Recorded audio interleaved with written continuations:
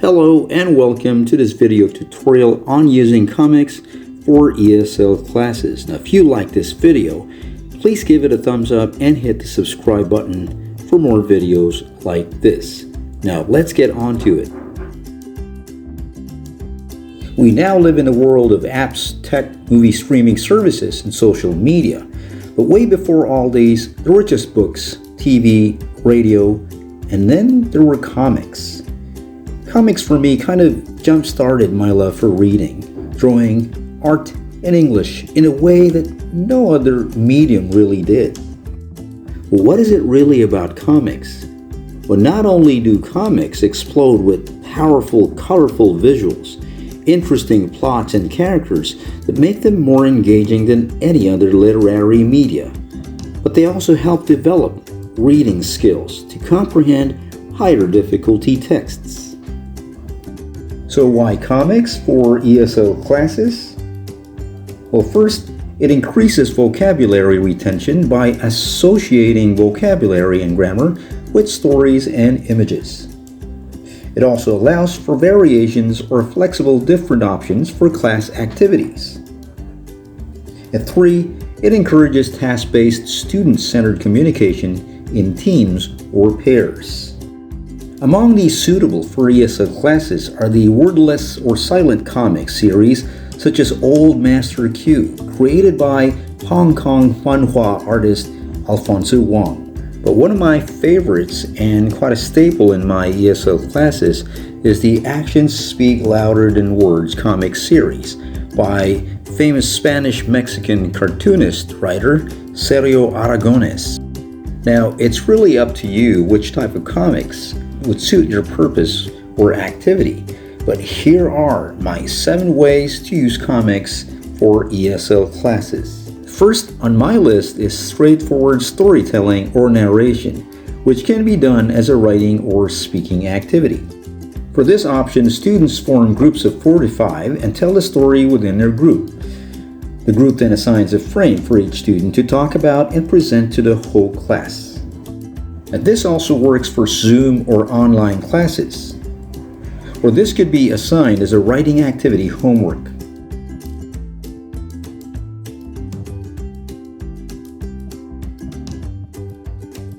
For this activity, the comic story is cut into strips for each frame. This allows students to work together as they analyze the correct sequence or order of the separate frames. In the class activity, students arrange the strips in the correct sequence before telling the story to the class.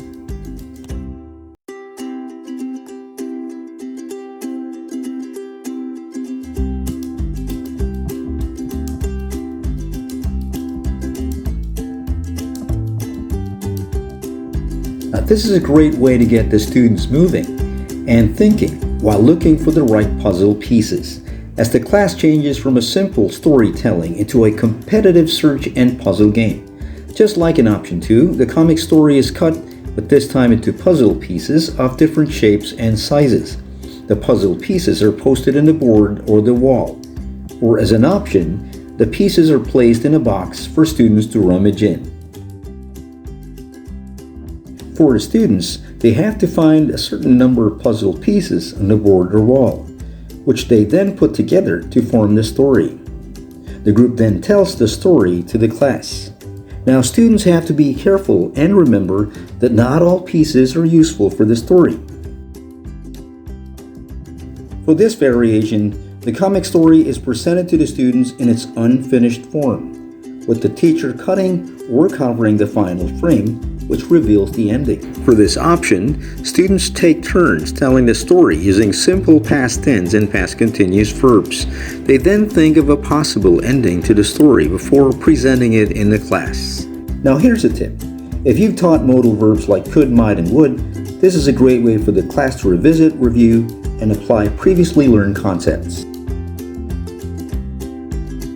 Students love roleplay. And what better way to get them excited, moving, thinking, speaking, laughing, and having fun than to have them perform a role play of the comic story.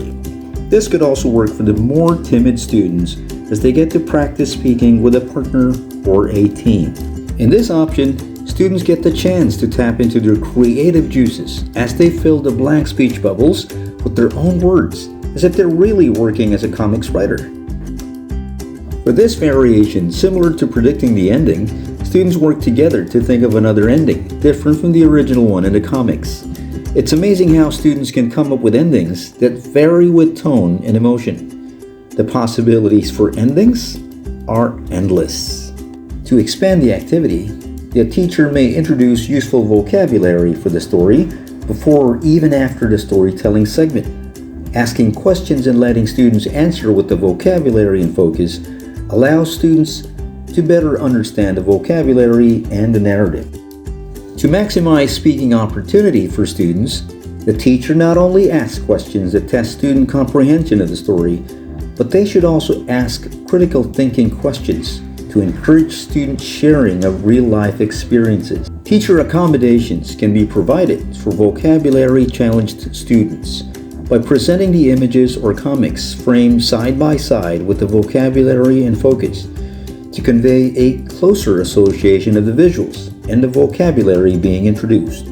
So there you have it, just 7 of the many ways you can use comics for speaking activities. I'm sure you can expand this even more to suit your own classes. Hope you find the video useful or motivational enough. And if you like it, again, please hit the like and subscribe button and comment down below if you like more ESL teaching videos like this. Thanks for watching. Until then, bye-bye.